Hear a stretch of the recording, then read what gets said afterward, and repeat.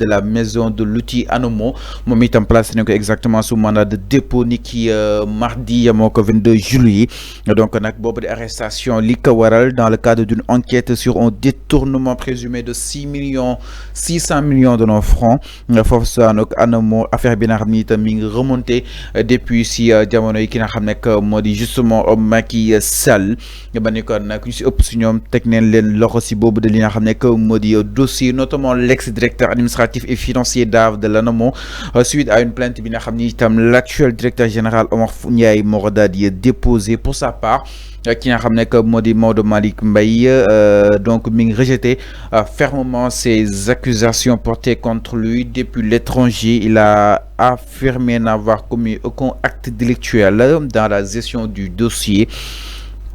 moom itam jàpp nañ que ni yooyu des signature su si amee signature yoo xam ne da nga ko imité la maanaam yoo xam ne nekkul signature am le véritable responsable était déjà clairement identifié donc enquête bi nag mi ngi suivre exactement son cours fa seen daal di war a mën a leeral boobu des maires jëm si wàllu Anomo ak Maodo Malick Mbaye alors Arfan daal di toll si li nga xam ne que moo di 600 millions la nga koy daal di toppee si kanam yoon ak wàllu yoonal jàpp na ni amul loolu su amee dañoo imiter li nga xam ne que moo di ay signature am naka na daal di jàngatee li nga xam ne que moo di wàll bi imitation signature est-ce que argument boobu peut-être xawta légère. non argument daanu saret la man gëwuma argument boobu. le fait que muy naan non dañoo imiter sama signature loolu argument bu léger la. man je rappelle ça moom Maodo Malick Mbaye boobu. moom moo jóge woon Maroc ñëw jëbbal boppam justice ne leen maa ngi nii déglu leen ma bañ ko cité woon ci le dossier moom moo jógee Maroc passe boppam ñoo wàcc Sénégal dem ci enquêteurs yi ci police ne leen maa ngi nii jëbbal boppam enquêteurs yi parce que dafa jàpp ni deful dara c'est ce qu'il a dit. mais waxuma ban nit moo def mu ne mu taxaw publique ne ma def na waxuma ni que moom moo def de il est présumé innocent ba keroog bu ñu koy attee donte arrêté nañu ko il a été placé sous mandat de dépôt mais man waxuma ni que Maodo Malick Mbaye moo def jël na 600 millions yooyu ndax jëlu ko waxuma loolu dama ne doo mës a gis nit bi sàcc wala bi def mu taxaw devant les enquêteurs publics mu ne leen man sàcc laa doo ko mës a gis tout même Kocc Barma bu ñuy jàpp il a dit que il n'est pas Kocc Barma donc gis nañu tous les liens qui le lient à ce Kocc Barma là mais il continue de dire que je suis pas Kocc Barma parce que c'est ça la défense. Tu te défends tu dis non je suis pas duma sàcc jëluma defuma lii defuma la ba keroog mu leer ñu tegal la ay kii ni ba mu leer nañ ba yoo xamante ne sa mënoo ko nier nga doog a d'accord ni que ne ko waaw léegi may leen ma wax ak samay avocat pourtant au début tu disais que c'est pas toi. Au début, tu dis que c'est pas toi. Comme il le dit Maodo Malick Mbaye, il dit que non, dañoo falsifier ça. Non, Fallou man lii moom mënuma ko jël. Non, du man léegi bu fekkee 600 millions gis ngeen ko cela veut dire que non ngeen xam ni du man Maodo Malick Mbaye mais dañoo falsifier sama signature. Tu vois comment le gars il se justifie. C'est tellement léger. ngeen xam ni non dañoo falsifier sama signature. waaw lii waaw. dañoo falsifier sama signature ñu jël xaalis bi yow tu es l'ex-directeur de Anomo un directeur nga taxaw nga ne non dañoo falsifier sama signature ñu jël xaalis boobu mais Fallou dafa yomb daal nga jàpp ni manaar yaay naar mooy moo nekk nii bu bëggaan bi yow nga ne du man mais dañoo falsifier sama signature léegi wax ñu non nee na su si amee mais Fallou même su amee ma ne il a affirmé n'avoir commis aucun acte délictuel dans sa gestion. Il a également assuré que si des signatures avaient été imitées, le véritable responsable était déjà clarifié. Mais est-ce qu'on a parlé d'imitation de signature? La police, nous xarañee bu fekkee il y a des signatures qui ont été falsifiées wala imitées, la police va dire directement, comme ils l'ont dit ci impôt comment des trésors publics, ni que des chèques ont été falsifiés. Waxuñu loolu. Même ci Prodac, ils ont dit que les gars là, ñoom Ibrahima Cissé ñi gars yi ñuy jàppoon, mais ils ont falsifié de faux documents pour avoir xaalis pour jël ci xaalis boobu. Mais si l'ex-directeur de Anomo dañ ko arrêté pour un détournement de 600 millions, S'il y avait falsification, mais la police va dire directement, ou bien l'officier de police judiciaire va dire directement que effectivement il y avait falsification de signature, ou bien il y avait imitation de signature. Okay. Mais on n'a pas dit ça dans le rapport, le procès verbal. On ne l'a pas dit dans le procès verbal. On a dit que le directeur, l'ex-directeur de Anomo, Maodo Malick Mbaye, on t'arrête pour un manquement 600 millions. À valeur de 600 millions.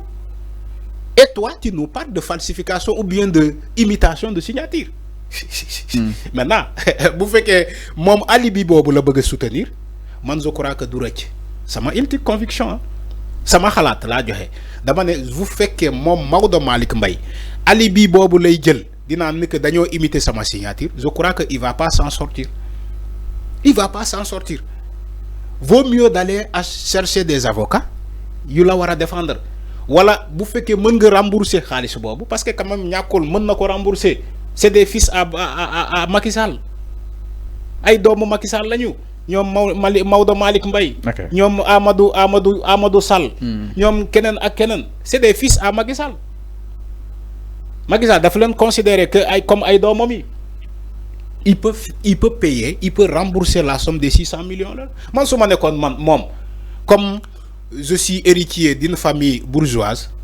La famille de Macky Sall c'est une famille bourgeoise.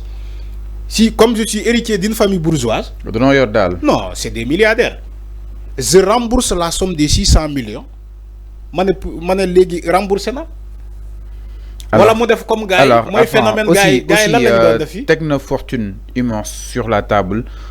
Pour éviter la prison. Voilà, c'est ça. Donc, Maodo Malick Ndiaye a passé sa première nuit à la prison de Rebeuss. Certes, l'ancien directeur général de l'Agence nationale de la maison de l'outil d'Anomo a été inculpé par le collège des juges d'instruction du pôle judiciaire financier pour détournement de aussi 600 millions. Ouais, d'après l'observateur, Maodo dafa proposé un complexe agricole bâti sur une parcelle de 22 980 mètres carrés situé à Goth dans la commune de Noto. Ce bien a été estimé à 700 millions 98 282 530 francs selon l'expertise de maître Argor Thiam, expert immobilier agrégé du cabinet d'études contrôle BTB. Malgré cette garantie jugée substantielle, la caution a été rejetée par les juges afin. Le temps caution a été rejetée par les juges. Suñu xol proposé na nak benn ko li nga xamé que modi complexe agricole bo xamni tam ñu koy bâtir ci 22 980 mètres carrés. Mais est-ce que il faut voir pourquoi on l'a rejeté. On a demandé 600 millions liquides xaalis yow nga proposer un patrimoine. Mais su ko estimé est-ce que patrimoine bobu ci touram la nek? Il faut vérifier ces informations là parce que non comme li daloon Farba Ngom voilà xam aussi le juge du pôle financier judiciaire buy rejeter une caution dafay am ci base légale fu mu koy teg soit patrimoine bi nga présenté nekkul ci sa tour ou bien moomoo ko wala loolu leerul pour que toutefois buñ ko bëggee jaay ça sera la valeur réelle de luñ la toppee ci présumé détournement boobu.